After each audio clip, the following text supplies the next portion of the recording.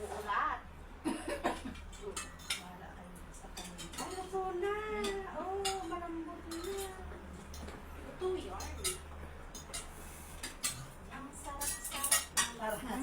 Parang bata tayong lalaki. Oo nga. Saka ka tayo naman maglakad. Kain guys. Kain. Sabi na naman, nato Judith, andito yung mga Si Senyor, ayaw maki-join. kumakain naman ko ah. Hindi, pagka sa, Malulukuhan. Senyor nga ni. Ano nga salita rin sa inyo, te? Ilocano ka. Pure ba kayong Ilocano o... Ilocano ka. Anong lugar niya nga ba? Bebe sila. Ay, hindi, Tagalog na yan, di ba kasi Ilocano, Tagalog. kapit-bahay ko Tagalog siya, hindi niya alam ang Ilocano. Sino? Dati ko, hindi siya marunong Ilocano, Tagalog talaga siya. Saan? Taga Nueva Ecija. Sa Bebe sila. Ay, ano. Kabanatuan. Tagalog. Kasi yan. Bulacan. Halo. Habyaw kasi di ka malapit na yan sa Bagyo. Yung Gimba, mga ano doon. Tarlac, mga Ilocano Yan, yan. oo. Gimba, Tarlac. Papunta na kasi sa Bagyo. Talavera, halo. Pangasinan. Yan. Kaya mix po sa amin. Ang sarap naman ito. Sarap ng sabaw. Sarap ng chicken. Okay. Ito naman.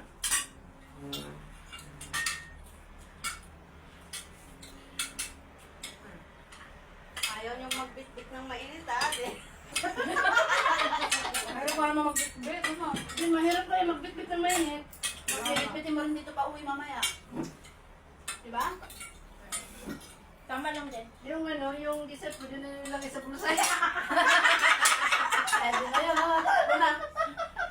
Ready na. Ate Sally, gulay ito. Yes, pwede mo na yung bulsa. Oo. Malaki yun! Gulay. Hindi, yung mga ganyan lalagay mo sa bulsa. Pagdating mo dito, sino na yung umihi? Doon na lang natulutan yung siyangkan. Oo, sabay chika-chika. Tapos, Ayos na yan. kapag ka pa siya sa atin, Ano? may kanin ka pa doon.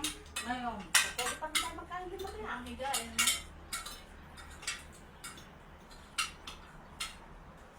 Alam mo, tinag-memorize ba yung kalukuha natin yung graduate? Sabi ko, para kami mga korek.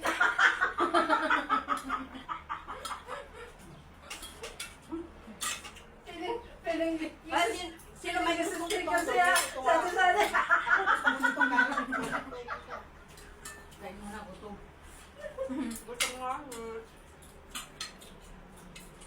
Nag-memorize ko siya, kaya natawa ako. Sabi ko, para ka talaga yung mga korek. Anong puri? Korek? Mga loko-loko.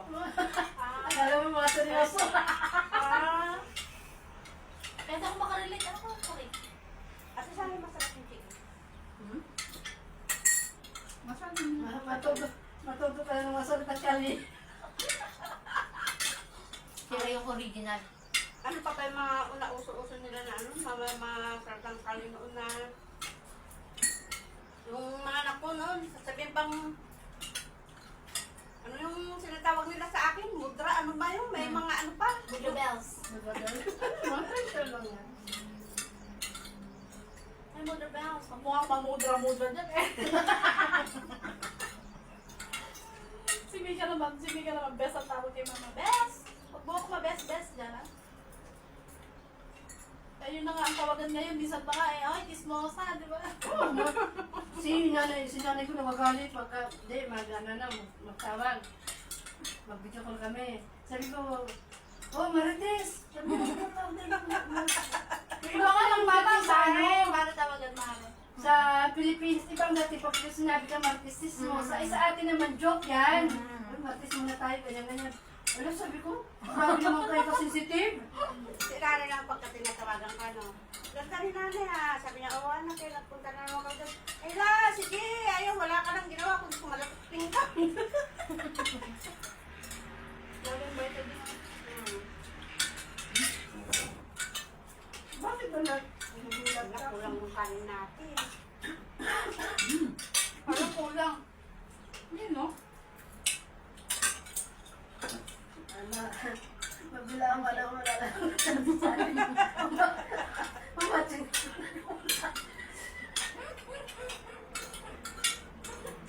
ang gawa. Seryoso, seryoso. Oo. Gusto mo si Senyor.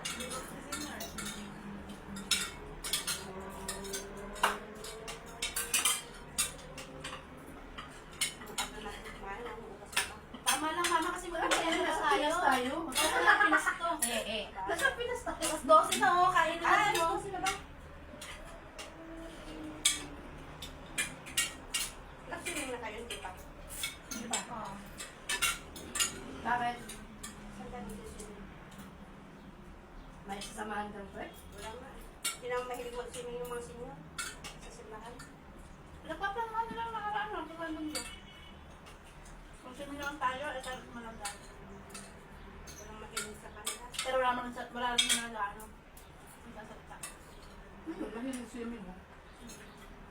Si Ate Lori, nakita ko yung ano niya. Si Michelle sasama yan pero hindi ako mag-swim. Tapos parang si Piper lang, sabi niya, sama ka, mag-swimming kami. Sabi ko, Pero pag "Ba?" dagat ka nag-swimming ka, di ba pala? Pag swimming ko lang. Excuse me. Pero kailangan sabi niya, nakaganyan ka na outfit. Sabi ko, ba, ako pa yun ano, gusto ko, barang kita sarap. Wala ko kaya. Di ba pwede na mag-swimming na nakaano? Hindi?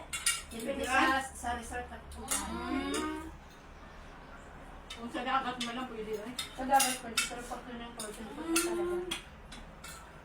Dalawa kang shot lang yun po. Dagat lang ako. Dati Loni, yung sa pinag-swimming namin na Saan yun? Inom. Yung sa bundok, dito sa may... Mag-swimming sa bundok. Hindi ba? Swimming ko. Yung Ah? dito sa may ano eh, wako. Ako mas gusto nito dagat. Kami lang naman noon, tatlo lang kami nagsuswimming. Ako mas gusto ko yung ano, yung buka, yung ano ba yun, yung falls, yung mga buhay na tubig, galing bundok kaysa sa dagat. Alam yung dagat eh. Ay, walang buhay ngayon, summer na, patay na. Doon sa amin, marami. Yung mga falls man ang lamig kasi ng tubig doon, refreshing. Ito.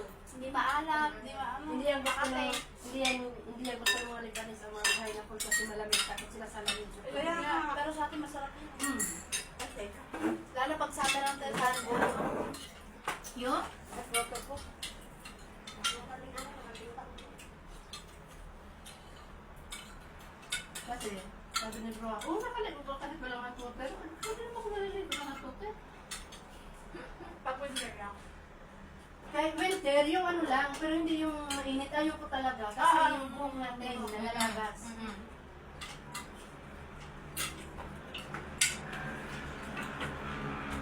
Magpapainit ka pero nakapunta rin sa malagan. Sinanay naman, kainit-init na pinapakalipo. Diyos ko, nakakapasok. Pag hinihilungan ko sa likod, ay, Kasi si Calvo, lalabas, pulang-pula yung mukha. Kasi init, gusto nila yung mainit. Ganon din yung si tatay, pag naligo ka. kasi pag sa akin, natakot na, ay, doon sa pagod na pagod ako. Paano, init ang tubig mo? Ilang taon ka? Kasi nakakapagod pag mainit na. Ang mahirap kay tatay, hindi mawala yung ano, pag Ito. pag ano mo siya, pag pinunasan mo, mamaya-maya,